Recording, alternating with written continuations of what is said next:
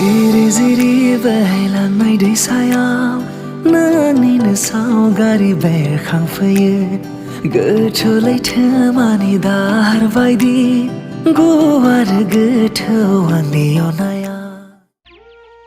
Hello लोगोफोर, नोंथांमोनखौ आरोबाव आंनि बे गुबुन मोनसे गोदान भिडिअ बरायहरबावबाय। आसा खालामो नोंथांमोना भिडिअखौ मोजां मोनगोन होननानै बर'नि फैनो गोनां गोबां आबुं सावथुन आरो बर' एलबाम्सफोरनि बागै मिथिबाय थानो थाखाय नोंथांमोनहा गिबियावनो आंनि गोदान चेनेलखौ साबस्क्राइब खालामना खाथियावनो थानाय बेलनि आइकनखौबो अलाव प्रेस खालामना लाबानो जाबाय दे लोगोफोर, जाहाथे आंनि गोदान भिडिअनि नटिफिकेशनफोरा नोंथांनियाव थाबैनो सहैदो लोगोफोर।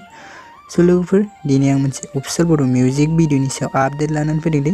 भिडिअफोरा गोरोन्थिफोर जालांब्ला नोंथांमोनखौ निमाहा होगोन होनना आसा खालामनाय थाबाय दि। दानिया फैदो दे लोगोफोर, बे अफिसियेल बर' मिउजिक भिडिअनि सुंद' आपडेटनि सायाव एसे मिथिना लादो दे लोगोफोर।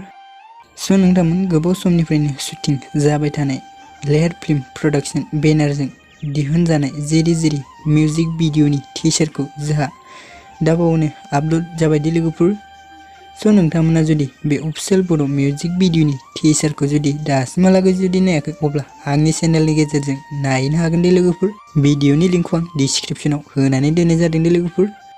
स' लोगोफोर, दानिया फैदो दे बे अफिसियेल बर' मिउजिक भिडिअनि कास्टिंफोरनि बागै एसे मिथिना लादो दे लोगोफोर।